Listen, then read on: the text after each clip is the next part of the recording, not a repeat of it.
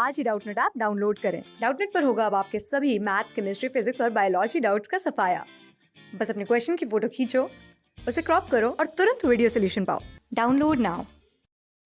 Hello friends, तो अब हम अपने chapter number 8 sources of business finance का एक और नया टॉपिक कवर करने जा रहे हैं, जो कि हमारा सोर्सेज ऑफ फाइनेंस टॉपिक का एक फाइनेंस सोर्स यानी कि सब topic public deposits. Okay, so basically इस वीडियो में आज हम पढ़ेंगे कि पब्लिक डिपॉजिट का मीनिंग क्या होता है और इसके अलावा पब्लिक डिपॉजिट जो सोर्स ऑफ फाइनेंस है उसके कौन कौन से इम्पोर्टेंट मेरिट्स और लिमिटेशंस हैं। ठीक है गाइस, तो चलिए शुरू करते हैं। सो बेसिकली पब्लिक डिपॉजिट के लिए हम कह सकते हैं कि जो पब्लिक डिपॉजिट है वो देखने पर ही पता चलता है कि ये टू वर्ड्स का एक कॉम्बिनेशन है। First word is public plus second word is here deposit. Okay, so मतलब पब्लिक प्लस डिपॉजिट, मतलब सिंपल सा मतलब यहाँ से निकल कर ये आता है कि इसमें डेफिनेटली पब्लिक अपना अमाउंट डिपॉजिट करती होगी to raise the fund for the purpose of business organisations. Okay, now तो चलिए अब शुरू करते हैं इसकी मीनिंग की स्टडी।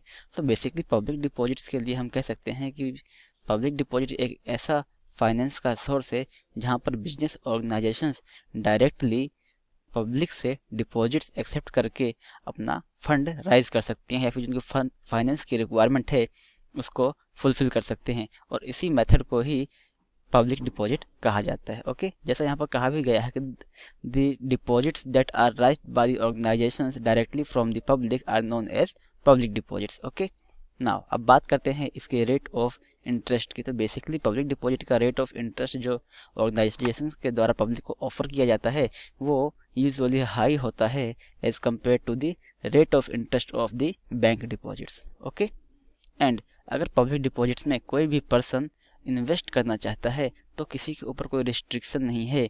कोई भी पर्सन इसमें अगर इंटरेस्टेड है तो वो इजीली अपना अमाउंट डिपॉजिट कर सकता है और इन्वेस्ट कर सकता है by just filling a prescribed form.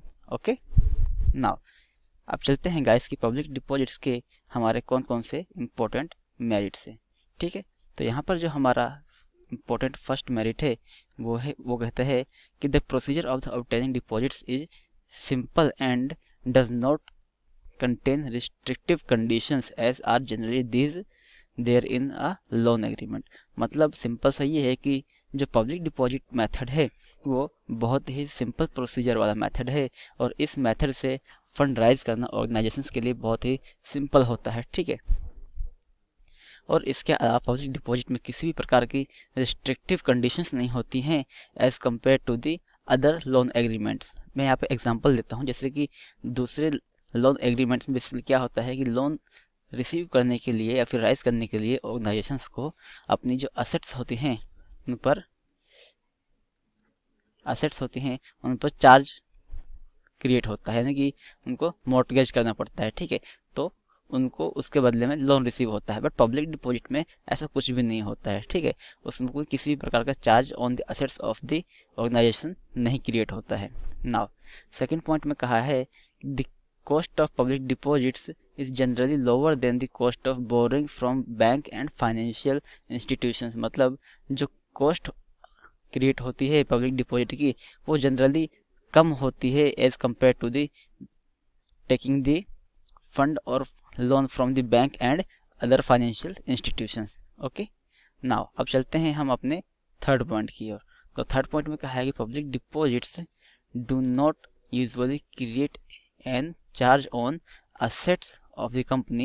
The assets can be used as security for raising loans from other sources। जो मैंने ऊपर गाइस एग्जांपल दिया था ये वही बात अब आ गई कि बेसिकली पब्लिक डिपॉजिट में किसी प्रकार का कोई भी चार्ज क्रिएट नहीं होता है on any assets of the company. Okay, और इसके अलावा जैसा कि अगर किसी असेट पर चार्ज क्रिएट नहीं हो रहा है तो उस असेट को ऑर्गेनाइजेशन यूज कर सकती है to raising the loan from any other source, और अदर सोर्स को भी हो सकता है like taking loan from banks, commercial banks and other financial institution. Okay guys, now चलते हैं अब हम अपने फोर्थ पॉइंट की ओर।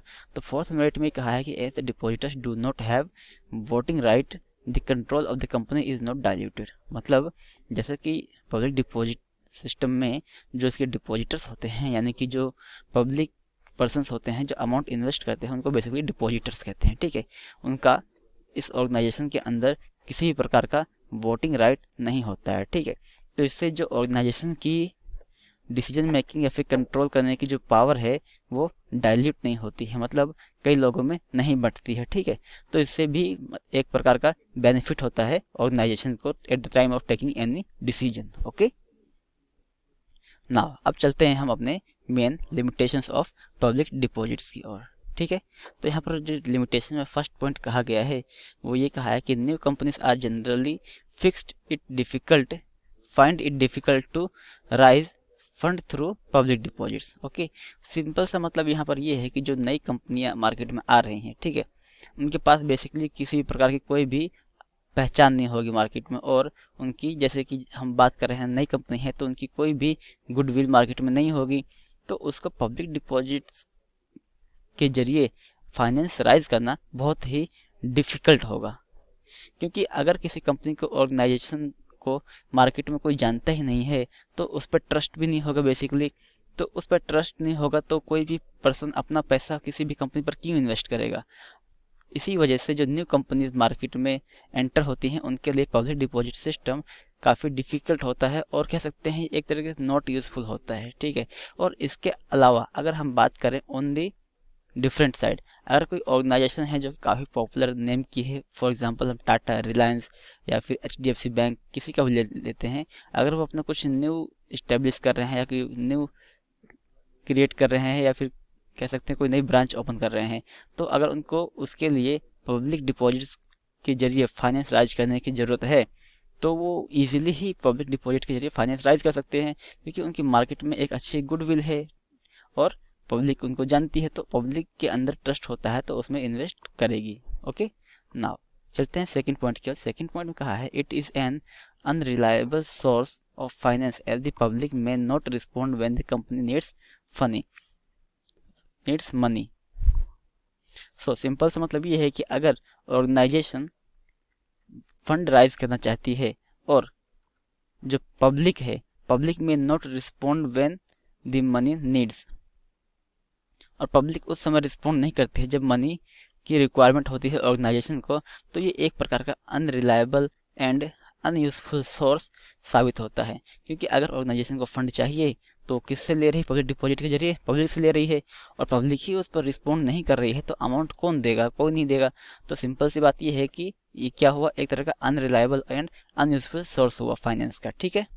नाउ अब चलते हैं हम अपने लास्ट लिमिटेशन की ओर। तो यहाँ पर लास्ट पॉइंट हमारे पास कहा गया है कलेक्शन ऑफ पब्लिक डिपॉजिट्स में prove difficult particularly when the size of deposits required is large. मतलब जब किसी लार्ज अमाउंट की रिक्वायरमेंट होती है तो पब्लिक डिपॉजिट मेथड काफ़ी डिफ़िकल्ट प्रूफ होता है। मतलब अगर किसी को नॉर्मल से अमाउंट की ज़रूरत है तो वो इजीली पब्लिक डिपॉजिट के जरिए फंड राइज कर सकता है, बट अगर किसी ऑर्गेनाइजेशन को बहुत ही बड़े अमाउंट की रिक्वायरमेंट है तो पब्लिक डिपॉजिट से फंड राइज करना थोड़ा सा डिफ़िकल्ट होता है। तो इसके लिए ऑर्गेनाइजेशंस को कुछ अनदर मेथड्स यूज़ करने पड़ते हैं, जैसे कि लाइक फाइनेंशियल इंस्टीट्यूशन से लोन लेना या फिर shares and debentures etcetera issue करना। Okay guys, now guys I hope इस वीडियो को देखने के बाद जो हमारा टॉपिक था आज का पब्लिक डिपॉजिट्स वो क्लियर हो गया होगा। Thank you so much guys for watching the video. Class 6 से 12 से लेके नीट, IIT, JEE मेंस और एडवांस के लेवल तक 10 मिलियन से ज्यादा स्टूडेंट्स का भरोसा। आज ही डाउनलोड करें डाउटनेट ऐप या व्हाट्सएप कीजिए अपने डाउट्स 8400 400 400 पर।